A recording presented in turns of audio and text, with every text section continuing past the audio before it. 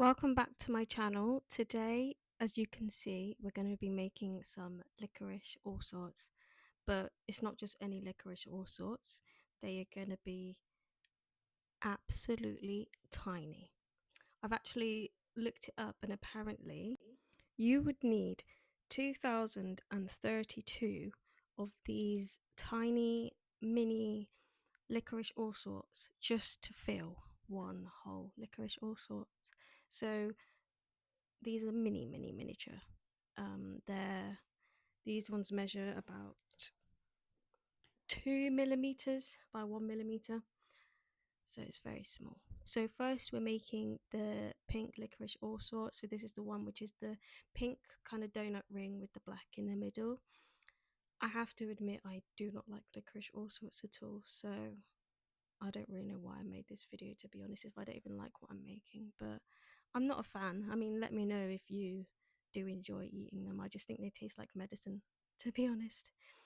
So I'm just chopping them up into their little slices, and I don't actually really need to do much more to them once I've done this bit. And this is the finished product. And once these were completed, I put them on a foil tray and baked them for around 10 minutes at 110 degrees in the oven. They didn't really need that long, to be honest, because they're so small. The next one I'm doing is the same one but a yellow version instead. So it's the donut ring with the black in the middle. Now you do need the middle to actually be quite thick compared to the outside so that you have a good ratio. The first time I tried it, the black bit in the middle was actually really small and you could barely see it, so I did have to redo this a couple of times to get it perfect. And then the next step is evenly rolling it out so that you're not pushing on it too hard. It doesn't all merge together. It does actually end up with this nice clean separated outline. And then again, it's just a case of slicing these up into their little discs. And I've had to zoom in on these bits because these are honestly so small that it's quite hard to see them from the normal camera. And these are the finished yellow ones. Obviously it's not doesn't take that much effort to make these first few. Next one that we're moving on to is going to be one of the cubes. Now, I don't know how familiar you guys are with licorice all sorts and what you usually get in the pack, but there are a lot of different sweets that are involved. So this first one, we need to make the rectangle. So we start with some white clay. I can't lie, it's hard to keep white clay perfectly clean without any dust particles getting into it, so please excuse any dust and extra stuff that you do see within the white clay. Next layer is the horrible layer, which is the licorice, which I just don't think should exist, to be honest. And yes, I am using an eyeshadow brush to roll it out because when I tried to use my acrylic rolling pin, it just stuck to it, so it didn't really work. I actually find this eyeshadow brush very useful, to be honest. And lastly, we've got the top pink layer. So again, we're rolling it out, and then we just need to make the rectangle shape to add the final layer to the sweet. I'm pleased to ignore the absolutely abysmal focus throughout this video. It's because my hands are quite close, but the clay isn't, so it does keep going in and out of focus throughout, so please ignore.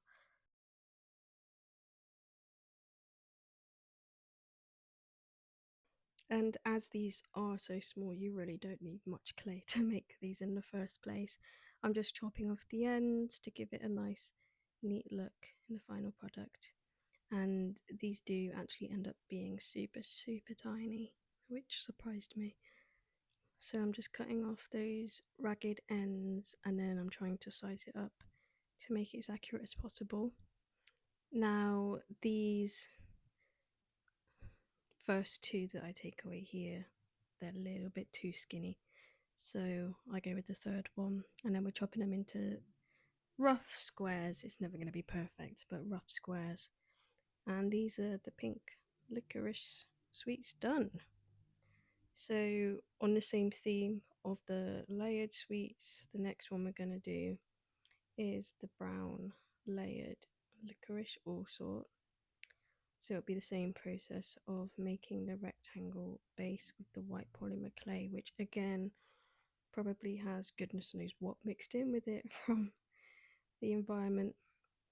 I do actually do my polymer clays on a tile, which helps to reduce the sticking to the surface, because whenever your hands are in polymer clay, it does get warm very quickly, which makes it very sticky. So the next bit is this black layer once again, which pretty easy. I just used some leftovers from the previous one to make this layer. So I'm just sliding it on top. I got really shaky hands, so it's hard for me to get it accurate. And then finally is the brown layer, which does look quite appetizing. It really does actually look like chocolate. I think I blended a few different shades together to get this brown. It was like the normal FIMO brown, and then a bit of white, a bit of red I think was in there as well. And I'm using a good side which isn't covered in dust so that you can't notice that, to put on the top. And then we can roll them together just to get them to merge, because we don't want them to separate after I've cut them up. And if you roll them too hard, they will blend together. So it's just a really gentle top roll on them, cutting that dead end off. Make sure it's nice and neat. And then we're getting our little cubes. These actually turned out as rectangles initially, so I did have to do a bit of adjusting, like you can see here, to make sure that they were as much of a square as possible. And there you go, you've got the nice definition between each of the layers, which was actually very satisfying to get. And this next one is another one of these layered all sorts. Probably getting a bit bored of this now, to be honest, because it's quite repetitive. But it's the exact same process again of starting off with the white layer at the bottom.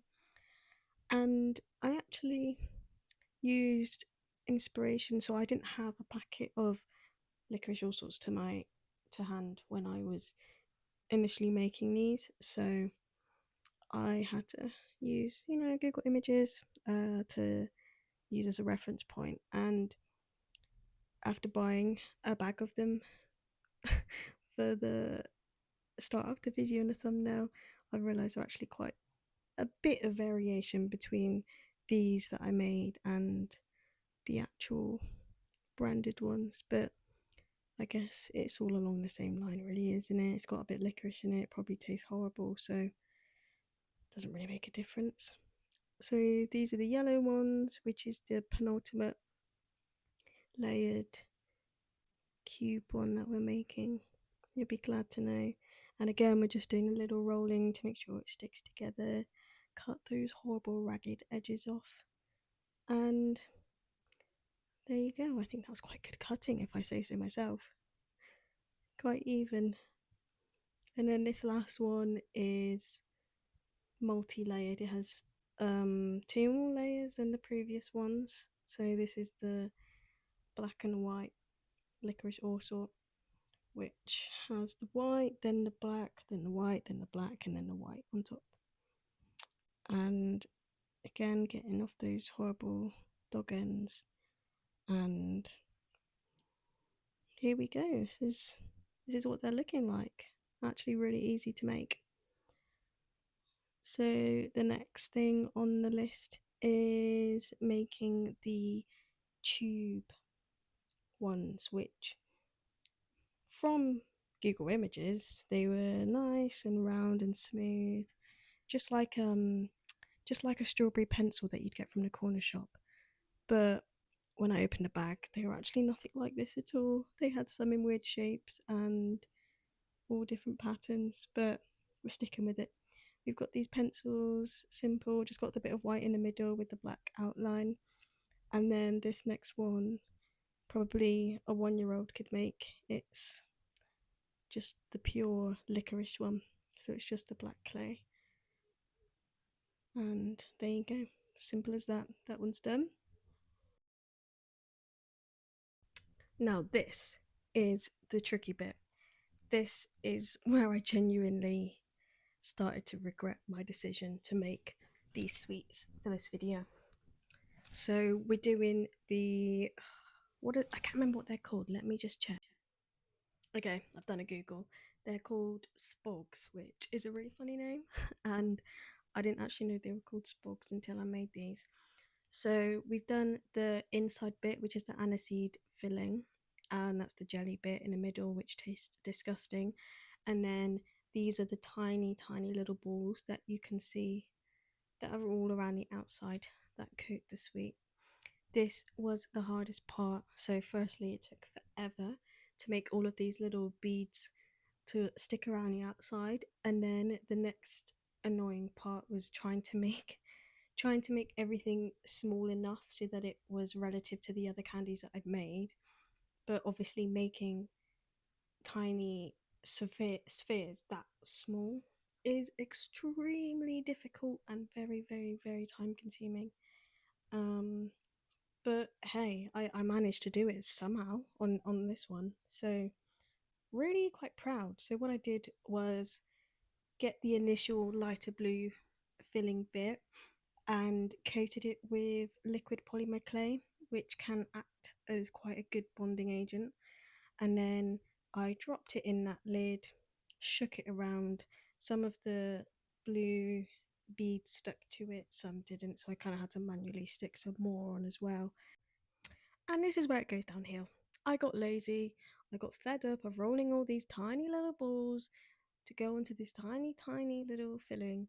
So I took a shortcut and I stopped rolling them, and it actually really did not pay off because I ended up with these tiny shards instead of these tiny smooth beads that were around the pink candies, which I didn't show much of because I was a bit embarrassed. And there you go. This is the final product. This is all of them that have been baked, 110 degrees, 10 minutes max. And as you can see, they are teeny, teeny, tiny. And like I said, they're literally around 1 to 2 millimeters in diameter. So very small. Thank you for watching. And please stay tuned for my next video, which should be out in the next couple of weeks.